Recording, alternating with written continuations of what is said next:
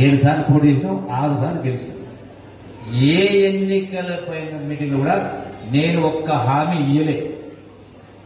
నేను ఇట్లా ఎమ్మెల్యే ఓట్లు వేయడని మాట్లాడుతున్నాను. మా కార్యకర్తలు నాకు చోటు చెప్పింది, సార్ ఈ ఊరికి 500 ఎందుకు చెప్పండి, ఈ ఊరికి ఒక 10 కోట్లు శాంక్షన్ చెప్పండి చెప్పింది. అది విన్నాక నేను మైక్ చెప్పింది, ఇగో మా మిత్రులతో చెప్తున్నారు కానీ నేను హామీ ఇయ్యను. ఎందుకంటే ఎందుకు హామీ ఇస్తా, నేను గెలుస్తానో లేదో నాకే తెలియదు. పోనీ గెలిచినా మా పార్టీ గెలుస్తాడో మాకు తెలియదు. పోనీ మా ప్రభుత్వం వస్తుందో తెలియదు. పోనీ మా ప్రభుత్వం వచ్చిన స్కీమ్ ఇస్తుందో తెలియదు. నా జేబుల నుంచి అంటే ఇచ్చారంటే ఇస్తా చెప్తా.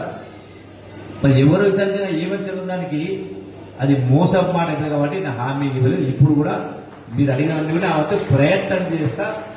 కానీ ఆనాడు మా నాలుగు ఏ హామీ ఇవ్వకపోయినా అన్ని పనులు చేసిన, ఇక కూడా ప్రయత్నం చేస్తా. అర్థమైందా? నేను ఎందుకు చెప్తున్నా ఈ మాట అంటే, నా శాఖ కల్చరల్ శాఖ. కల్చరల్ మంత్రి అంటే ఆటపాటలు డ్యాన్సుల మంత్రే కాదు. కల్చర్ అంటే సంస్కృతి. మీకు చివరికి వినపడుతుందా?